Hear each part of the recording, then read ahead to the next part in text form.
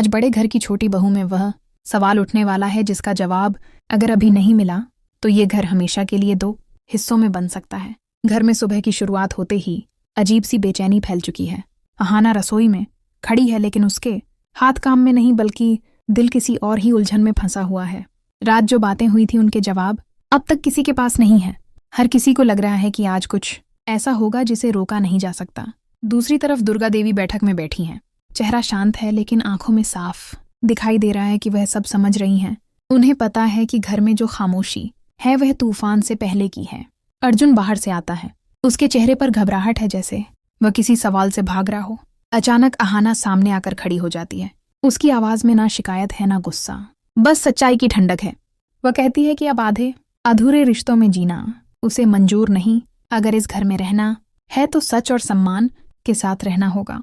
उसकी यह बात घर के हर कोने में गूंज जाती है। अर्जुन कुछ कहना चाहता है लेकिन शब्द साथ नहीं देते। वह पहली बार महसूस करता है कि अहाना सिर्फ बहू नहीं बल्कि इस घर की रीढ़ बन चुकी है। तभी दुर्गा देवी उठती हैं और साफ कहती हैं कि अब फैसले टाले नहीं जाएंगे। जो गलत है उसे गलत मानना ही पड़ेगा, चाहे वह किसी से भी जुड़ा हो। घर के बाकी लोग भी चुप नहीं रहते। पहली बार सब अपनी अपनी बात खुलकर रखते हैं। कोई अहाना के साथ खड़ा है तो कोई अर्जुन से सवाल पूछ रहा है। माहौल भारी हो जाता है लेकिन इसी भारीपन में सच की जगह बनती है। अहाना की आंखों में हल्के आंसू आ जाते हैं लेकिन वह टूटती नहीं। वह कहती है कि उसे किसी से लड़ना नहीं, बस इतना चाहिए कि उसकी आवाज़ सुनी जाए। अर्जुन धीरे धीरे सिर झुका लेता है।